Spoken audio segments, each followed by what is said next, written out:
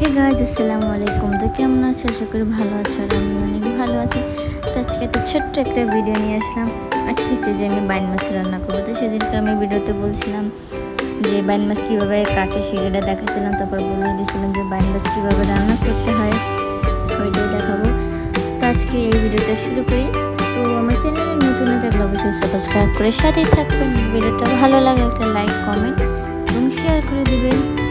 তো প্রথমে হচ্ছে আমি এখানে পেঁয়াজ, রসুন ব্লেন্ডার করে তারপর এটাকে হালকা তেলে ভিতরে দিয়ে এটা একটু ভাজা ভাজা করে নেবো, মানে একটু বাদামি কালার হয়ে যাবে যখন পেঁয়াজের, তখন তারপর আমি যেহেতু মশলা দিয়ে দেবো।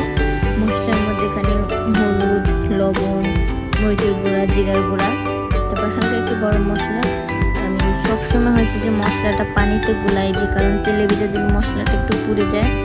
এর জন্য আমি সবসময় মানে যে কোনো তরকারিতে মশলা দিলে আমি একটু পানিতে গুলাইয়া তারপরে দিই, তাহলে হয় কি মানে একটু দেখতেও ভালো লাগে। এমনি তো আমাদের পানি অ্যাড করতে হয় এর জন্য। তারপর এখানে এসে আমি যে বাইন মাছ দিতেছি, এগুলো হচ্ছে ভালো করে কষাইতে হবে, মানে তেল ফুটায় ইচ্ছা মতো কষাইতে হবে। এগুলো যদি ভালোভাবে আপনি না কষেন তাহলে কিন্তু এটা দেখতে গন্ধ আসতে পারে।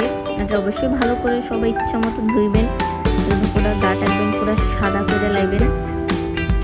এই যে আমি তারপরে এটা সে পানি ঢাকনাটা উঠাইয়া এটা যখন একটু ভাজা ভাজা করতে হবে, মানে পানিটা পুরো শুকাইতে হবে।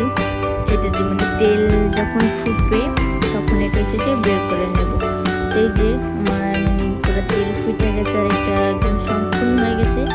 এখন এগুলো একটু ভালো করে নাড়াই চাড়াই এগুলো আমি এখন বাটিতে তুলে নেব। এটা রান্না বান্না শেষ। আর এই ছিল আমার ভিডিওটা, আশা করি আপনাদের ভালো লাগছে। দেখা হবে অন্য কোনো ভিডিওতে। ভালো থাকবেন, আল্লাহ হাফিজ।